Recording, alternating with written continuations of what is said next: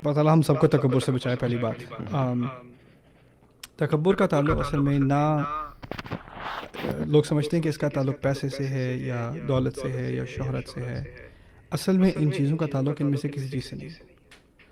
تکبر کا اصل جو اس کی اصل ہے وہ انسیکیورٹی ہے. ایمان کے اندر انسیکیورٹی سائیکولوجیکل انسیکیورٹی. انسان اپنے آپ کو انفیریئر سمجھتا ہے اور اس کو اپنی انفیریورٹیز کا احساس ہے اور وہ ان کو کور کرنے کے لیے اپنے آپ کی ایک جھوٹی تصویر پینٹ کرتا ہے.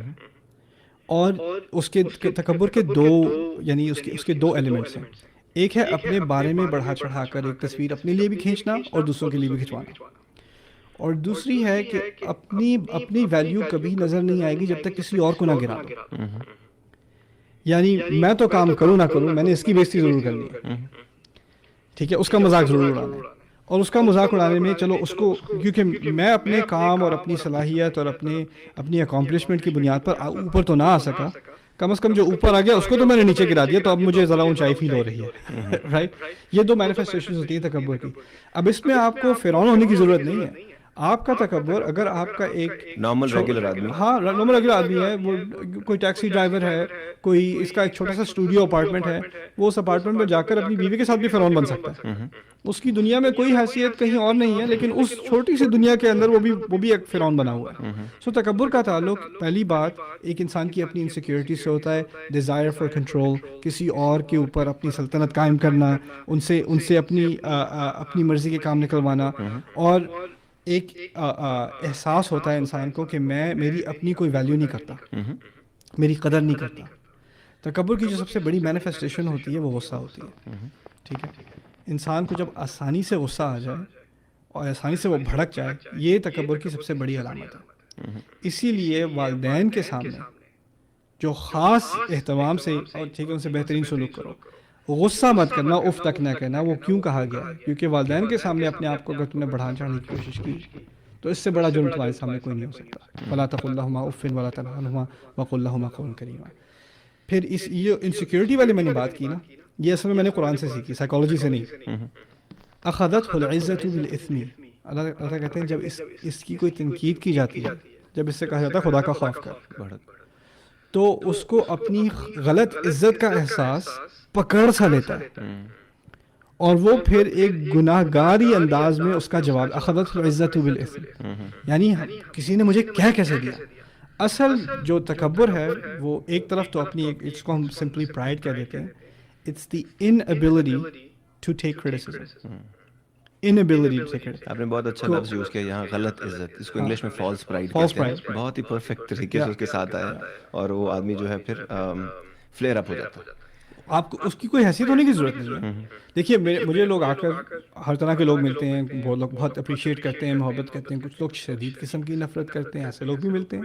نفرت کرتے ہیں, او یا کچھ لوگ ہوتے ہیں جو دنیا ہر رنگ کے پھولوں سے بنی ہوئی ہے. جو وہ خواہ مخواہ جو آگے نا تو کون میں خواہ مخواہ, اور آگے آپ کی نا ساتھ سچی شروع کر آ کے میں نے ایک دفعہ خطبہ دیا تھا, مجھے یاد پڑتا ہے, شکاگو میں نے خطبہ دیا تھا. ایک صاحب آئے, ہاتھ پکڑا, ہاتھ ملانے کے لیے, باقی سب سلام کر رہے تھے, انہوں نے ہاتھ پکڑا, زور سے دبایا اور پھر کھینچا اپنی طرف اور کہا تم منافق ہو اور I'll see you in hell.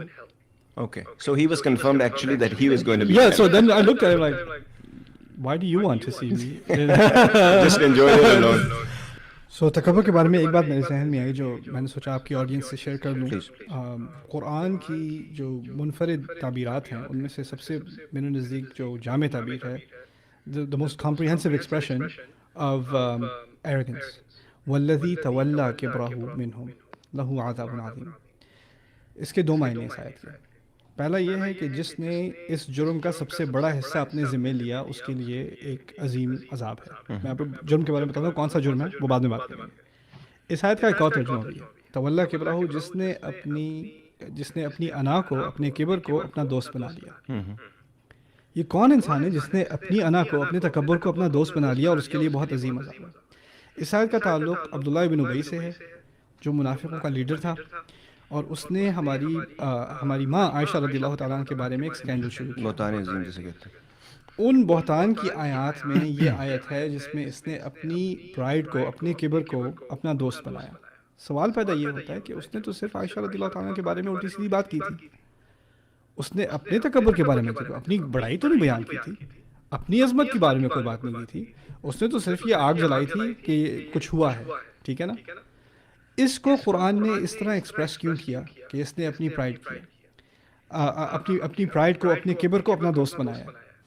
قرآن کے کہنے کا مقصد یہاں پر یہ ہے کہ کچھ لوگ اپنی عزت آگے نہیں بڑھاتے، لیکن ان کو صرف ان کا مقصد بس ایک ہوتا ہے کسی اور کی بےزتی کرنا، اور جتنی وہ بےزتی کر سکتے ہیں، جتنا کسی اور کے بارے میں الٹی سیدھی بات کر سکتے ہیں، گھٹیا بات کر سکتے ہیں، یہاں تک کہ کوئی بڑھ چڑھ کر بات بھی نہیں کریں گے. جہاں تک آثار اور نصوص ملتے ہیں، ہمیں ٹیکسٹ ملتے ہیں، اس نے کوئی لمبی چوڑی بات نہیں کی تھی، اس نے بس ایک فقرہ چھوڑ دیا تھا، وہ ایک بم کی طرح ہے، وہ پھٹا اور پھر آگے بات چلنی شروع ہو گئی. فتنہ پھیلا.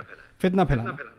لوگ جب کسی اور کی عزت کے بارے میں، اس کی پرسنل لائف کے بارے میں، اس کے ذاتی معاملات کے بارے میں ایسے کوئی کامنٹ چھوڑ دیتے ہیں، this is actually them befriending their own pride. بالکل ٹھیک. This is the ultimate case of pride in Quran. اور اس کی سخت سزا. اس کی سخت وَلَهُ عَذَابٌ عَظِيمٌ.